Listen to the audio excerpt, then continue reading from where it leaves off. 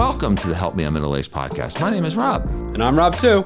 We're just two middle-aged guys who love meeting interesting people and hearing their stories. Our goal is to bring you interesting guests and their unique stories to inspire, educate, and entertain. So sit back, relax, because here we go. Welcome. My name is Rob. And my name is Rob too. And welcome to the Help Me I'm Middle-Aged podcast. Today our guest is Linda Maloney. How are you, Linda? I'm good. How are you, Rob and Rob? Hello there. It's easy, just one name. Especially after you get to be middle-aged, right? Yeah, absolutely. You forget it. It's Rob. We make it keep it simple here. Yeah. Well, today, Linda wrote a wonderful book called Military Fly Moms. I didn't want to get the name wrong. And we wanted to talk a little bit about that. You have this great, interesting life story, and we've done a lot of research on you, Linda. Have you? And Hopefully it's all good stuff. It's all good stuff. Yeah. We've scoured the internet. There's only glowing things. Yeah. So we want to talk about this, what you've done, your career after the military. But if we could just maybe take a step back and find out what drove you into service for our country. And you know what, I was even thinking about this, Rob, because when you're the host and you're new at being a host, you don't want to forget the most important things.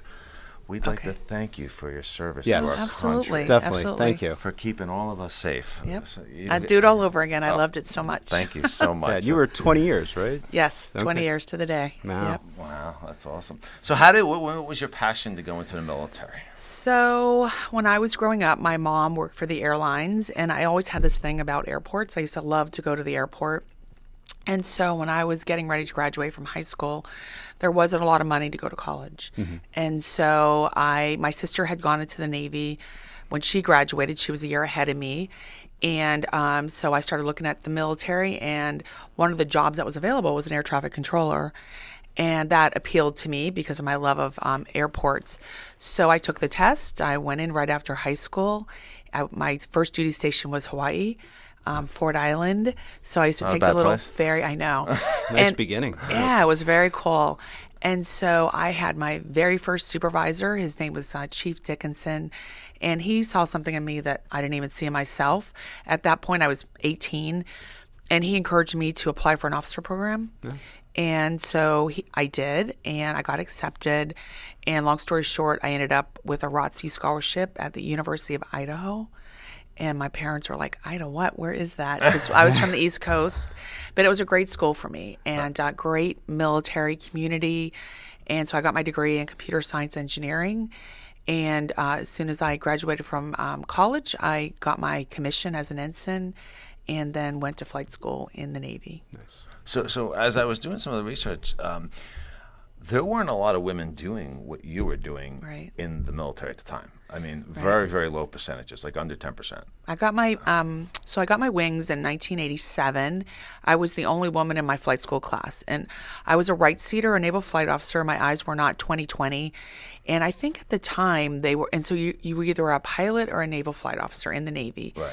And so I was a naval flight officer, and at the time they were accepting 10 in per year. And so I was 10 women? 10 women as a naval flight officer. There were more pilots they would accept in as women. And this was before the combat exclusion law was repealed. Yeah. And the combat exclusion law basically prohibited women from flying in combat. You could fly in a combat-related aircraft in a support type squadron, but not in a combat situation.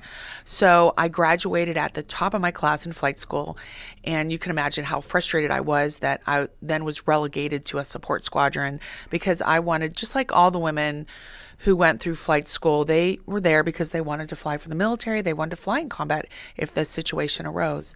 So I went to a support squadron in Key West, Florida, and I, along with many other women, many senior women leaders, we advocated for the combat exclusion law to be repealed, which it was in 1993. Right. And then at that point, I was able to go to a combat squadron. But a little bit. So my first squadron was in Key West, which was another great, wonderful. Yeah, you really pick them place. well. Yeah, I know. Not like Anchorage, Alaska. Or anything like I'm that. starting to notice, like, you know, like, yeah. And I flew in the two-seater A7 and the EA6A. I was in that squadron for 3 years.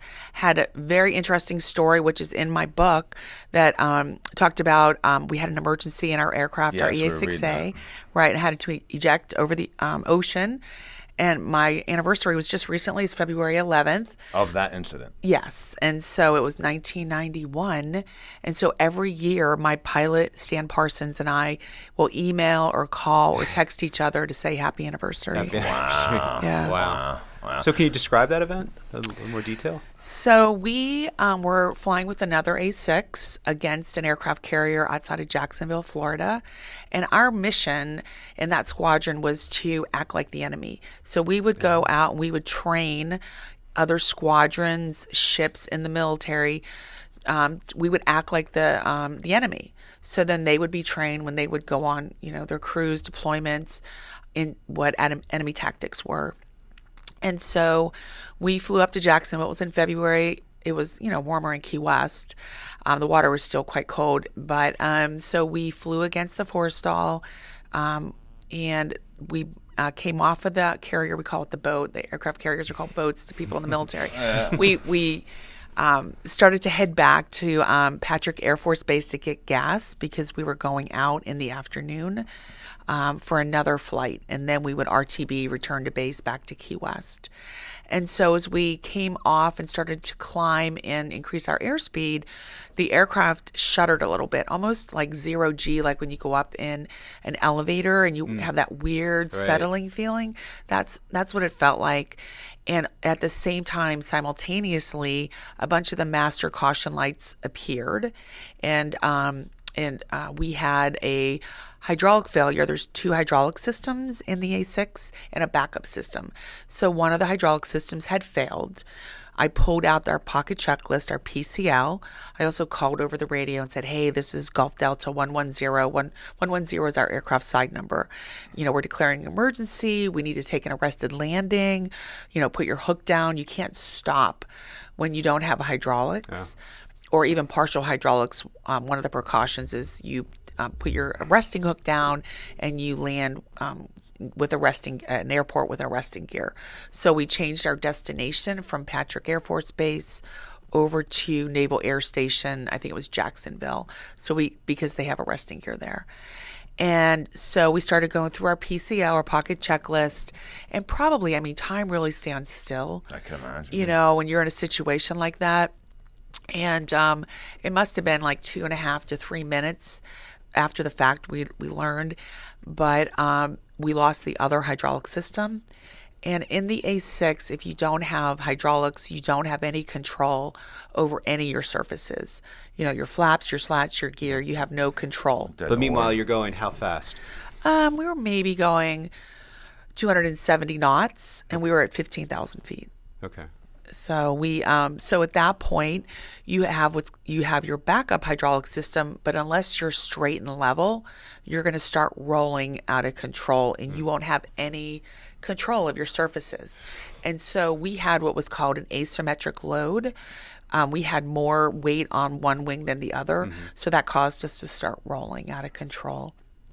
And the pilot said, "I don't have control, eject." And it's in my book, and he's written a couple articles about it. I looked over at him and I said, "What?" And he said, "I don't have control, eject." And he had his hand all the way back. So, and he had the rudder all the way down, and there was no control over the aircraft.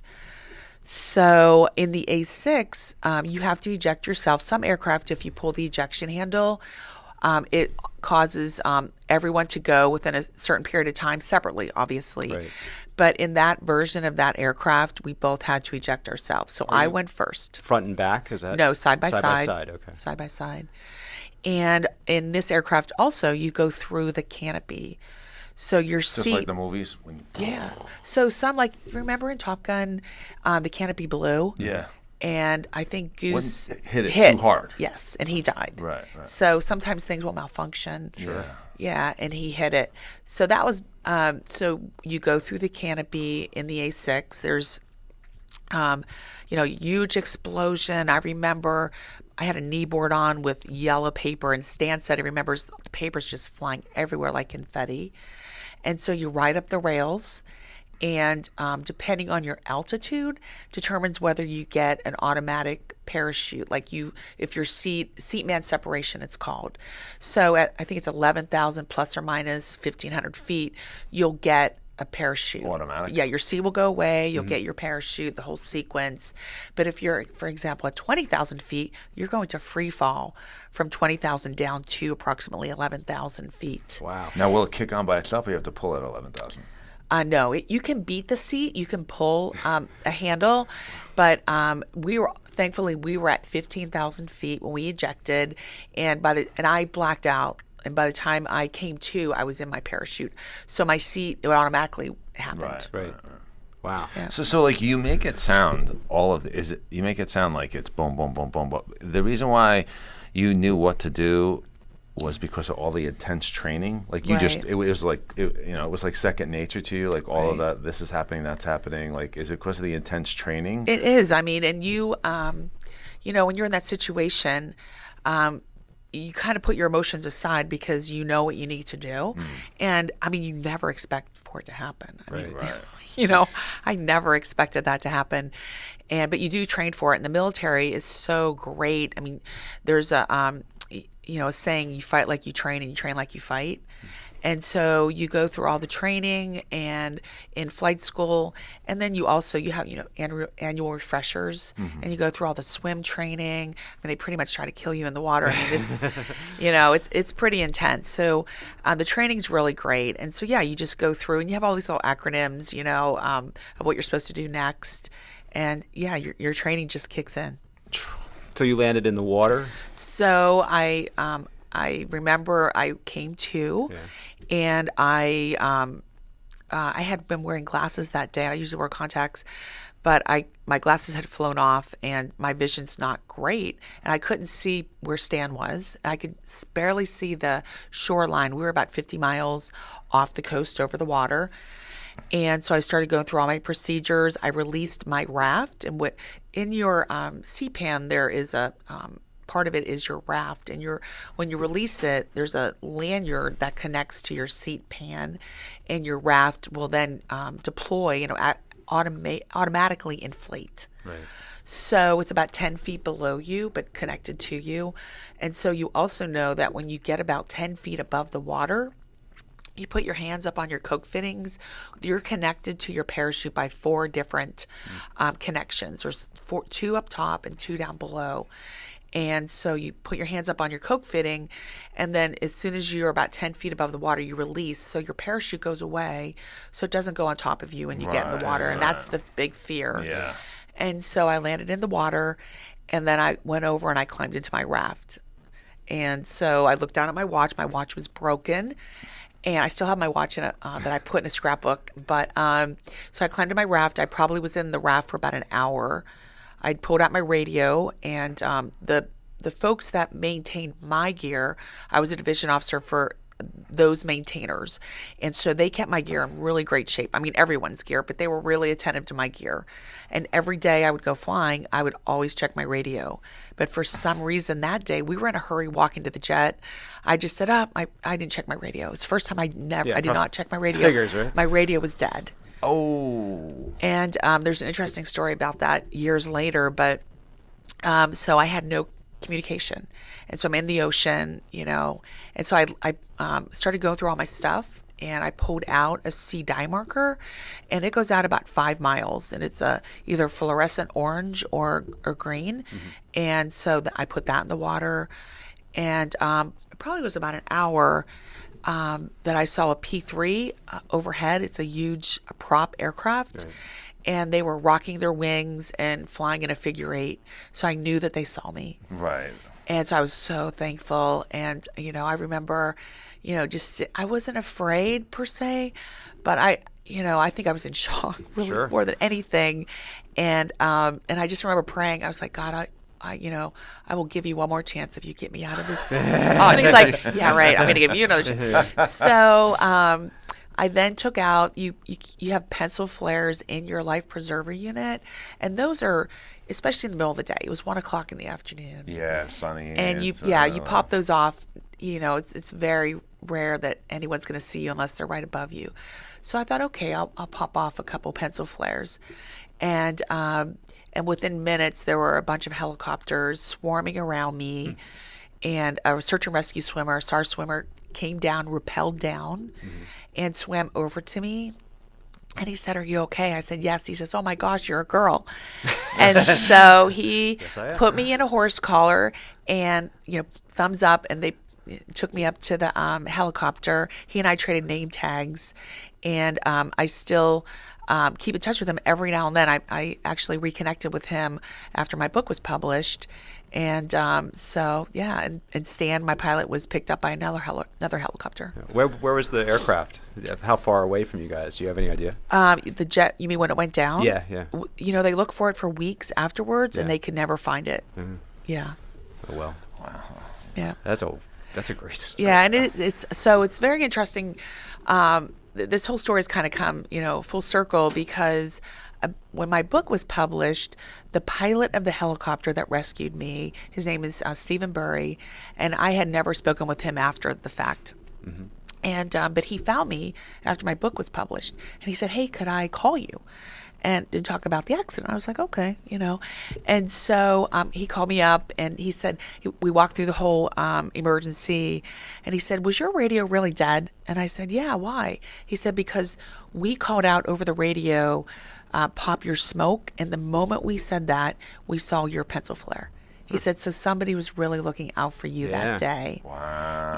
Yeah. Yeah, that's So, and he and I and the pilot, Stan, we spoke at a conference, the first time we've all been together, and the first time we've met him in person.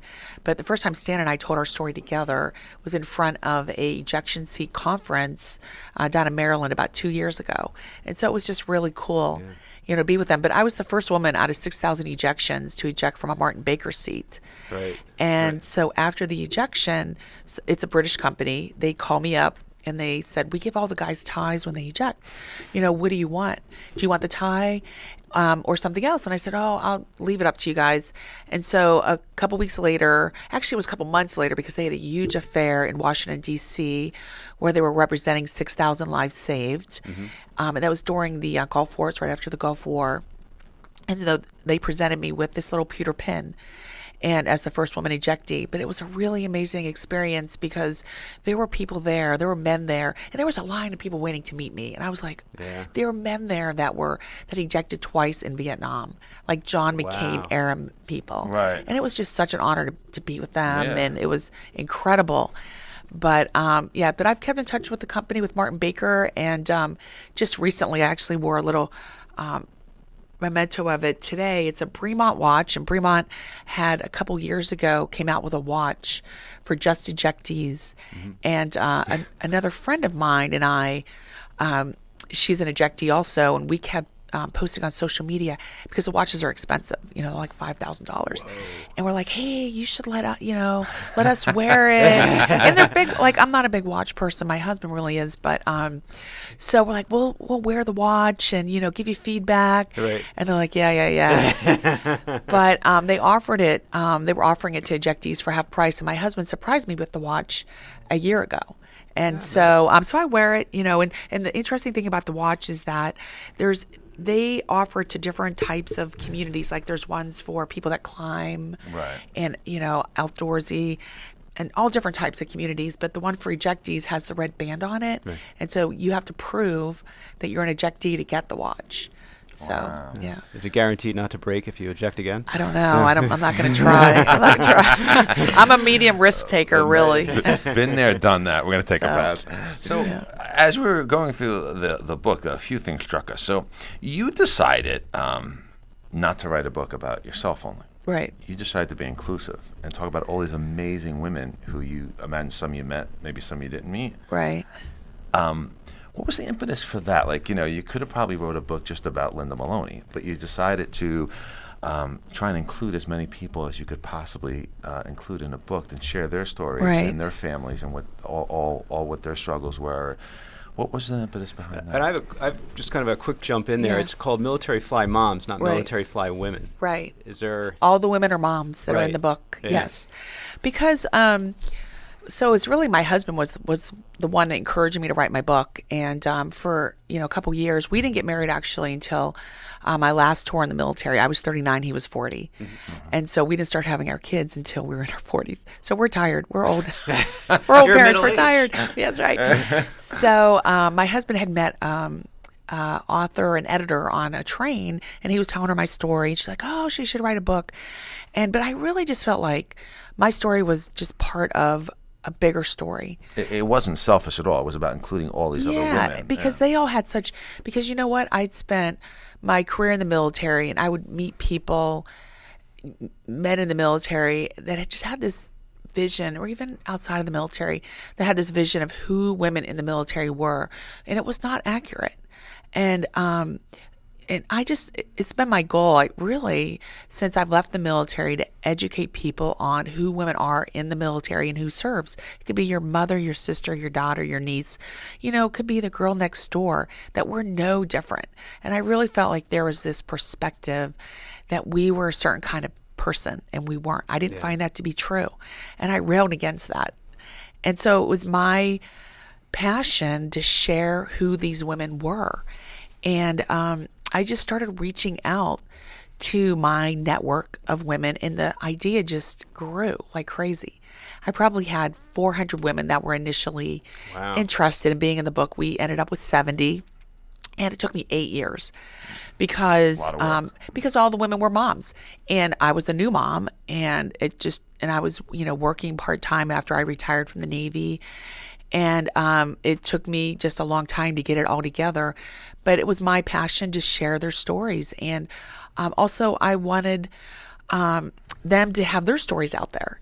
And the legacy, I got really connected with this whole thing about passing down a legacy, and what their legacy would be to their kids and to future generations.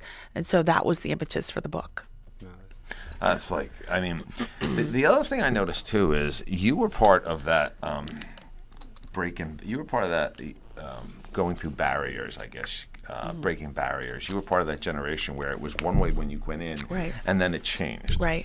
And you even mentioned a little bit about the frustration a little bit inside, right, with all of these preconceived notions of what women can do, what women can't do. Right. And my question is, I try and get my question not to be so long. My question is that, was it frustrating being like, hey, we can do this. We got this. We can do this. And then for them not to, and then finally say, okay. Was that frustrating for you? It was. And so, when you go through training, the same training with the guys, and then you get into the fleet, and then you're not given the same opportunity, it is frustrating.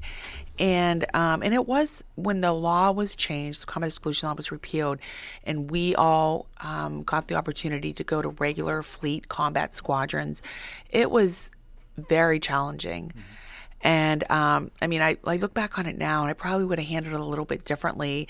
But there were, on the aircraft carrier I was in the first group of women that went to a combat squadron for a West Coast boat. They had West Coast and East Coast. And so for the Navy, I'm just speaking for the Navy, there were the West Coast carriers and East Coast carriers. And so I went to a West Coast carrier, and I was in the first group of women that went to the USS Abraham Lincoln. I think there's approximately 5,000 people on an aircraft carrier. At that time, then there were 500 women on the boat and about 50 women aviators. So you definitely were living life in a fishbowl, and it was difficult. There were people that absolutely did not want us there. And I always put them in a couple different categories. There were the ones that absolutely hated us. There were the ones that were so supportive, and they typically were the minorities, the guys who were African American and Hispanic. And some of those guys are still my best friends because they knew what it was like, and they were so supportive. And then there were the guys that could care less, and they were usually guys that were pretty happy in their own right, and they were good. They were good guys. And then they're the ones that I had the real issue with, the ones that would be your buddy when it's, one-on-one, but you get them in a crowd and they turn on you. And I actually appreciated the guys that were outright hated us, because you knew where they stood. Right, And I often wonder if I ever ran into them now, that group and the other group, that, how, if they had daughters, how are they with their daughters? Because they were so intimidated by us, and they were so, they didn't want us there for whatever reason. I just think it was stupid, and I think it's tough when someone's on the wrong side of history and they just can't see it. Right. Because the aircraft doesn't know if you're a man or a woman. If you're good, you're good. Right. Yeah. And I'm telling you, people, would have this view that, we were just kind of let slide through the program. But the military's not going to let you fly an $80 million jet, if you can't. If you're not competent. Yeah. Was there ever any experience you had from a higher up that just blew your mind in the thought process that was I can't believe just had this I'm on the receiving end of something so chauvinistic or anything of that nature? You know what? People always say that, were you ever sexually harassed? And no, I wasn't. I ran into a lot of inappropriate attitudes and behaviors. Really? But typically, senior leaders were relatively supportive overall. There was one time on the carrier that I wouldn't say it was chauvinistic, but the deputy CAG, the deputy carrier air group commander, had a meeting with all the women aviators, and he had tea and cookies in the stateroom. They would never do that. We're like, give me a break. Wow, that is... Yeah. Or they kept us sequestered in a little area on the carrier where we slept. Our staterooms were all together. Yeah. And they said that was to protect us, Well, that makes sense, doesn't it? But, because, you'd have to walk to the shower. So that was fine. Right. But the whole tea and cookies, or they wanted us all to take pregnancy tests at the beginning of the cruise. And we're like, no, I'm not doing that. Right. No. Well, they just, I constantly got a percentage of 98% professional, 2% jerks. And they're the ones that ruined the water, ruined the soup for all of it, because, and it was difficult. I mean, it definitely was. And I think now it is better, but we still, because there's so few women that fly in the military, the percentages, I think it's less than 5%.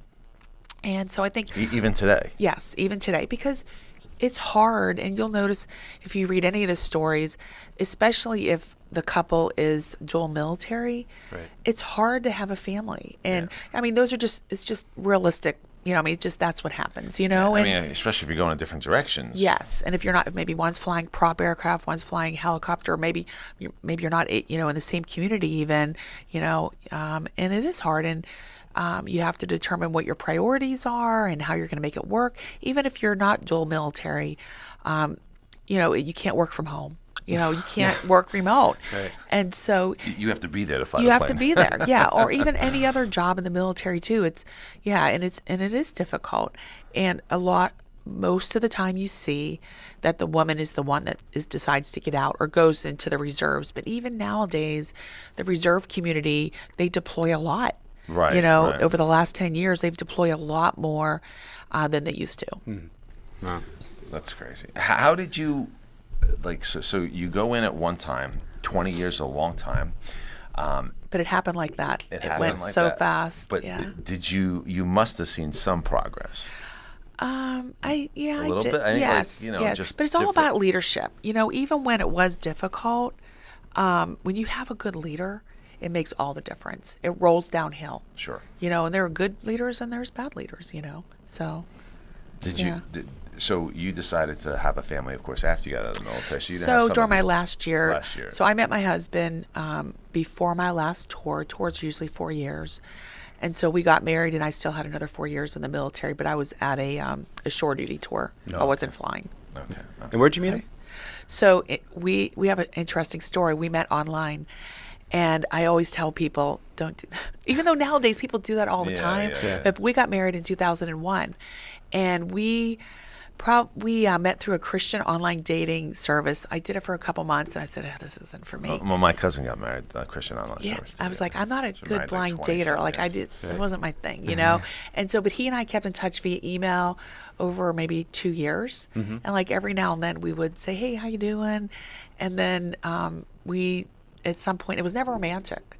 And Right. we just decided he was going to be down in the same area where I was living. And we met, and it was, yeah. And what was he doing at that time? So he was in the same industry that he is right now. He Right. works for Verizon. He's an executive with Verizon, so works in the cybersecurity world. So. That's an important area. Important area, especially nowadays, Yeah. right? Yeah. So now you decide to, your time's up. You're going to do Right. your 20 years. You're going Right. to move on to your next career. It must be for people who are getting to that 20-year mark in the military and they're deciding to move on. It's a big challenge because, and it's like, what am I going to do? And it must be a lot of thought must go into it. And you decided to start a whole nother business, which I wish you could talk about a little bit. Right. Well, at that point is when I started my book. And then for about 10 years, I worked for a handful of different defense companies as a project manager. And, then after my book was published, I started doing a little bit of speaking. Public speaking. And, but it was difficult to travel because my kids were younger. My husband travels quite a bit. And I started thinking about, okay, what are the next steps? And I should have been an event planner in my previous life because I love just coordinating and planning and networking. And I met another woman veteran, and she and I were collaborating for about a year, just about that whole notion of sharing with people about who women in the military are. And we came upon this idea of starting a Women Veteran Speakers Bureau. And It's a great idea. Yeah, so we did it for about 2 years, and we had a different name than I have now and a different business model. But I wanted to grow the business. We only had like 10 women, and so we were really learning the business. And then A lot of corporate speaking? Yes. I wanted to grow it. I wanted to add more women, and she was too busy. She's like me. She has a lot of different things going on, and so I took it over. I changed the name, and we added. I think we have almost 50 women now, and it's called Women Veteran Speakers. And the common denominator, obviously, is all the women are veterans, whether it was 4 years or 30 years. But another interesting thing is that we primarily market towards corporations, colleges, universities, professional organizations, professional conferences, and last but not least, veteran organizations. Although we don't actually have a lot of speakers. I say speaker, but it's speakers, coaches, trainers, facilitators. And we don't really market too much to the veteran community because, unfortunately, they don't have a lot of money to pay speakers. But and I'm very protective of our brand in the fact that all of my speakers have a very varied toolbox. I have several women who are doctors, have a doctorate. One has a doctorate in economics. One has a doctorate in, she was a chiropractor. I have lawyers, authors, women that are just coaches. And so we really market, to that corporate community, really, in a lot of colleges and universities. That's great to have such a varied group to pull from. Yeah, they're all really just great, really skilled, and they all have their own businesses. Do they speak a lot on leadership and leadership techniques? They do. Or just life? Several. There's every single topic you can imagine, yeah. I mean, and then you were able to transition to that, and like how often now that your kids are a little older, are you on the speaking circuit? Are you talking? I'm not speaking very much at all. No? Maybe once a year. Oh, okay. Only because the business takes so much of my time. I mean, I really could do it a lot more. And my kids are very busy. My kids, I spend probably half my time taking them all over. Right. So Yeah. Activities can take up a good portion of the day a lot of times. Right. So, yeah. And you've probably met a lot of interesting people, had a lot of interesting experiences in the second part of your career. I have, yeah. So we have all of our speakers. Most of them are not, they're not at the highest tier. They're not like $50,000, $100,000 speakers. They probably range, it's like mid-level speakers. And several of our speakers have moved on to exclusive speakers bureaus, which I love. We don't require our speakers to be exclusive with us. Right. They can belong to a couple different speakers bureaus if they want.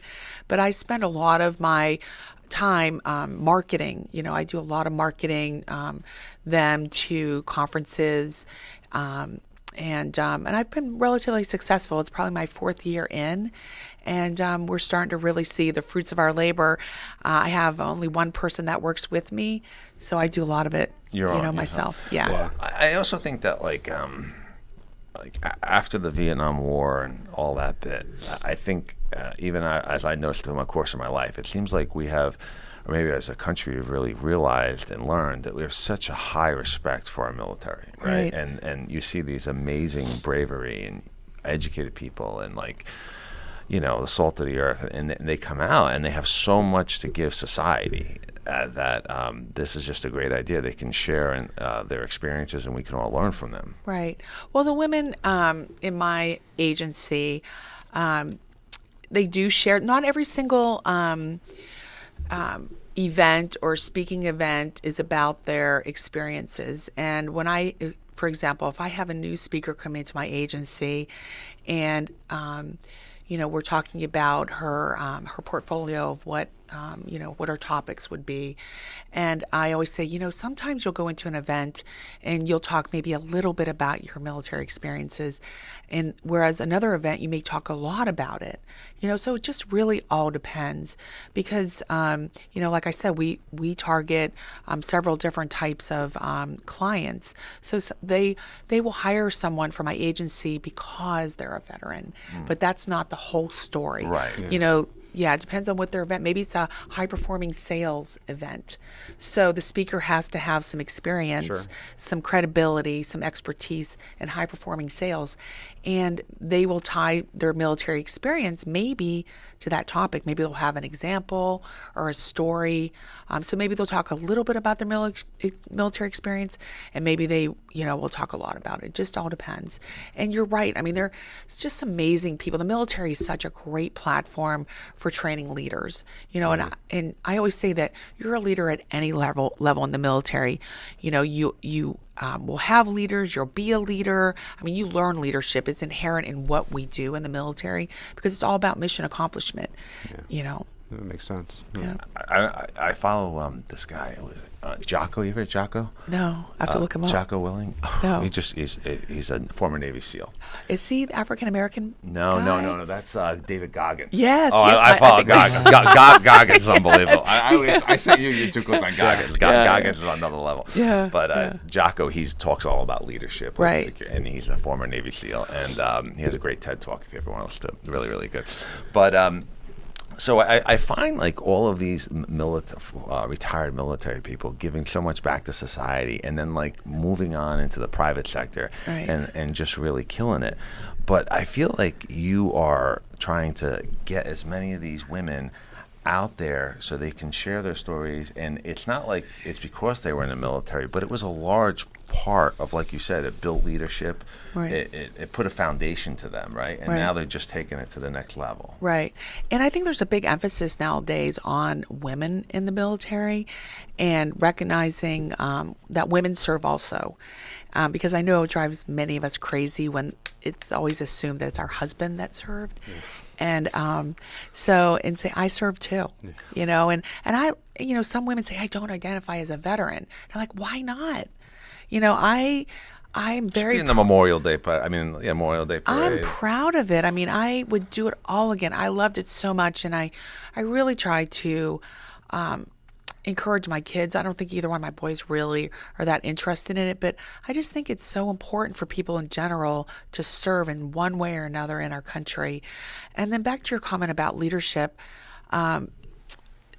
it's all about relationships. I think leadership really starts at relationships and building those relationships. And you really, build relationships in the military because a lot of times you're in confined spaces, and people really get to know you on a personal and a professional level. And I remember when I was on the aircraft carrier, and I was a division officer, and I would try to go down to the spaces where my maintenance guys worked in the morning and in the evening. I had a senior chief that worked for me, Senior Chief Donati. I would love to run into him nowadays. He was from Puerto Rico originally, and he used to always say, Lieutenant, you don't need to go down there to those spaces. I got it covered. But I thought, you know what? I'm their division officer. They need to see me. other than me walking out to my jet and saying, "Hey, Lieutenant, how's it going?" So I used to go down there in the morning and down there in the evening just to like shoot the breeze with them. And not that it was about anything, structured. Maybe I would go down and just shine my shoes with them. And I would just, "Hey, how's it going? How's everything going back home?" Because we're on a 6-month deployment. And, how are you taking any classes on the boat? Whatever. And because, people want to know that they're valued in life. It doesn't matter if you're an E1, you're a young, airman, or you're an admiral. People want to know that they're valued. And those folks, those women and men, you don't make a lot of money as a young enlisted person, but you're up on that carrier deck. It's dangerous. You see people die. I mean, it's dangerous up there, And the Navy's very, on the aircraft carrier, it's very safety conscious. I mean, obviously there's a lot of training, but it's a dangerous environment. You have to have your head on a swivel, especially at night. And those folks are up there all the time. They're, it runs sometimes 24/7. And so I used to think a lot about, what would motivate them to work hard and they make no money, really no money. And I learned at a young age, it's all about, just creating relationships with them. And I remember when I left the boat, they gave me a gift. It was I think it's 50 pounds. It's a tail hook. It's the end of a tail hook off a jet. And I still have it in my basement.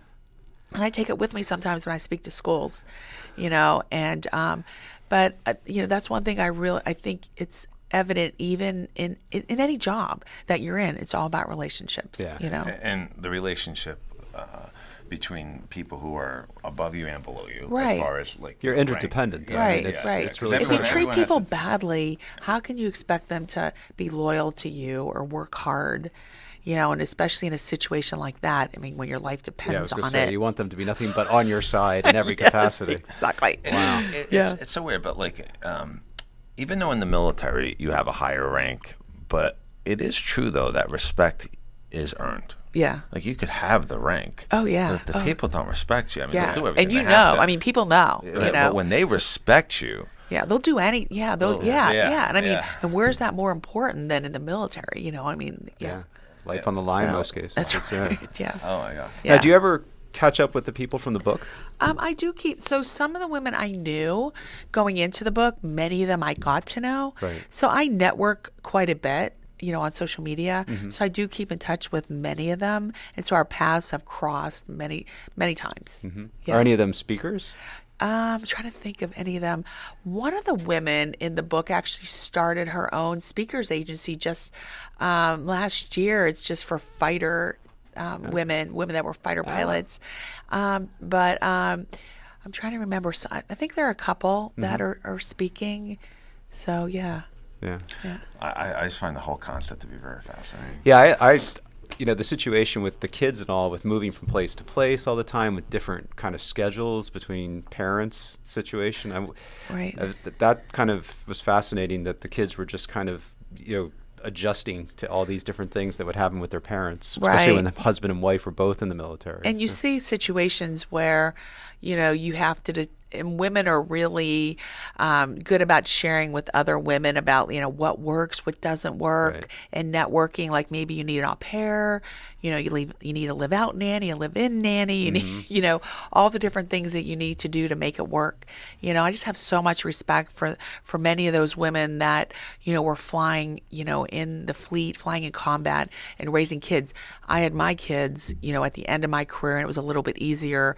And you don't really get a good appreciation of that, if you're not doing it, how hard it can be. Right. A lot of times it's like 20 years that people are in it. And then is that because of like the pension associated with it? Yes. So if you serve 20 years, you get a military retirement.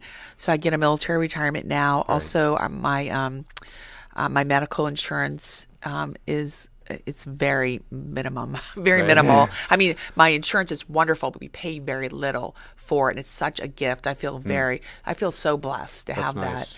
Today's day and age, that's I know. Huge. Yeah, really it is really good. That's wonderful. Yeah. That's good. Yeah, the book was very intriguing. I mean, to see behind the scenes, all these different people's lives going, kind of growing within the military and all, and just what they faced. I've thought about doing like an update of where we are now because the Right. book was published in 2012, but I think it's my first and only book. I don't think I'm going to go down that path Right. again. Everyone has one book in them. That's true. That's all I got. I think that's all I got. Yeah. Everyone's got one good book in them, they say. Exactly. Yeah. You don't fly anymore, do you? No. My husband is actually a CFI, certified flight instructor, Oh, and he's okay. not. He's been keeping his quals up. He hasn't been flying because he's way too busy. Our life is.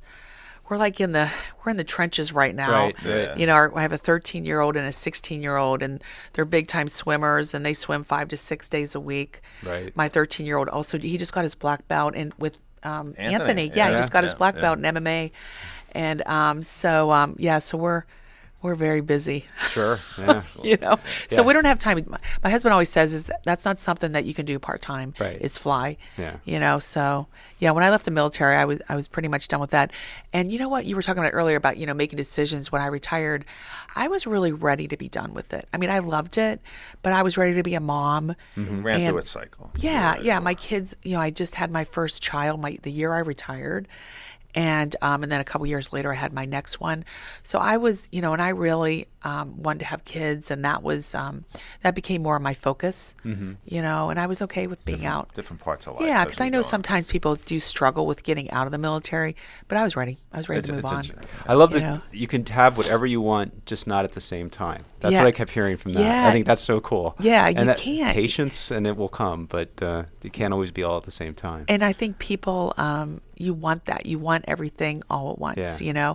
And my husband and I were just having that conversation on the way over that we're in the stage right now of with our kids, being so crazy busy, but in an instant they're going to be gone. And I know I'm already feeling like I'm grieving it, Between me and him, we have Yeah, three go off to college this year, Yeah. so it's like, oof. Yeah, it goes by quick. Yeah. And it's like a void. Even though you have another one there, it's kind of like that person's the never gonna house be the gets same. so quiet. So it's gonna Yeah, be, I'm not looking forward to Yeah. it. Even I try to appreciate it. I don't always, but I try to appreciate it, now. It's like you walk in their rooms and like there's no more clothes on the floor.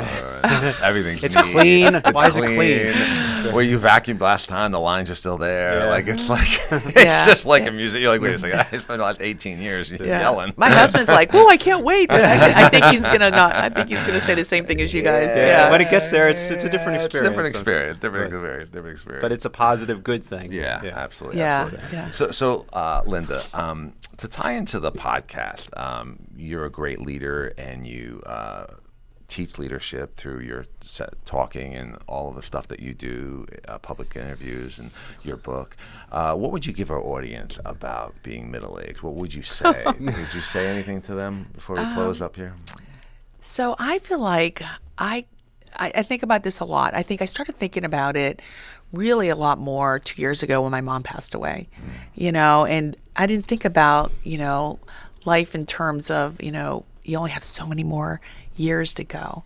And, but I feel like that I am not, there aren't enough hours in the day for me. Like I still have so much to do in life. And so I think I'm just starting. I mean, I just think there's a lot of life to live. And I would just encourage people that, just because we're middle age, I mean, there's just so many things to do and see in this world. And, I'm still, ready to do a lot more, No, you got to grab it because it does go by quick. Absolutely. It's certainly the case. So. Yeah. Absolutely. Yeah, I just, as a matter of fact, I just got involved in this project a year ago, actually been 2 years. It's called Proudly She Served. I had met this artist, his name's Steve Alpert, and he lives in New York. And someone had given him my name, and he contacted me. And my husband's like, I don't know how you get caught up in all this stuff. Like you always like. That's what he said when you were driving over here today. I always get involved in this stuff. So he had this vision. He's an artist, and he started painting military portraits a couple years ago, and he had this vision to paint women, military women veterans, and he wanted to start this project. And so he had painted one, and this woman had lost her arm. And so long story short, we started this project called Proudly She Served. We're going to have a big gala event in a year from now, hopefully at the Women Memorial in Washington, D.C., next to Arlington National Cemetery. And we have 10 women portraits. And so if anyone in your podcast is interested in looking, it's called proudlysheserved.com. And we actually, Steve and I are going down to D.C. this week. Our number 10 is Senator Tammy Duckworth. Oh, wow. And he's going to be painting her. And but the women are just amazing. And they're like, some of them are well known. One, Nicole Malachowski, she's their first woman Thunderbird pilot. She's one of the women he's painting. Another one is Kirstie Ennis. She lost a leg, but she's she's climbing every single mountain in the world. Oh, she's wow. very amazing. Wow. But some of the women are just everyday heroes, everyday, women veterans. And so, so I'm very active in that right now. So I burn the midnight oil a lot. So like I said, I'm just getting started. And, but it's something that's highlighting women in the military, strong, feminine women. Right. And, portraying them for who they are, When you're around these, like type A types, who are like... Do you think I'm type A? Yeah, a little bit type A. I think your husband would agree with me on that one. He's type A too, though. Yeah, you got a double Yeah. type A in Yeah. that. But I mean, you get an energy from speaking to great people like this, like the lady who climbs them. I mean, like, do you like that energy you get when you're talking to some of these extraordinary people? Yeah, I'm just like, I feel You can so feel the blessed energy because off I them. have met so many amazing people. One other woman who just joined my bureau, who I've been friends with for 30 years, is Tammy Jo Schultz. And I don't know if you know that name, but she it's Captain Tammy Jo Schultz, flies for Southwest Airlines. She was the pilot about 2 years ago now that landed that aircraft where there was an issue where the woman died. And they landed in Philadelphia, but if you Google that, you will see her. And she's speaking all over the country now. And she's just had a book published, and she's going to have a movie out this year about her. Wow. And so she's like like how Sully was. Right, Yeah, the female but yeah, Sully. Tammy Jo Schultz, yeah. Wow, that's Yeah, great. but we've been friends for 30 years. She was in our wedding. Oh, And that's great. yeah. That's great. That's But awesome. I'm just so blessed because I've been associated and met just so many amazing people along my journey. Yeah. Absolutely. know. No, it sounds incredible. That's great. That's great. Well, I think we're done, Rob. I think, we're wrapping up. Wrapping up here. All right. Wrapping up here. This is some... So thank you for joining us today on the Help Me I'm Middle Aged podcast. If you could just remember to scroll down, hit the subscribe button, and if you like what you heard, share it amongst friends. That would be awesome. So until next time, we'll see you. All right. Thank you Thank so much you. for coming Thanks out, for Miss coming. Maloney. Yes, Thank you. Take care. Bye-bye. Bye-bye.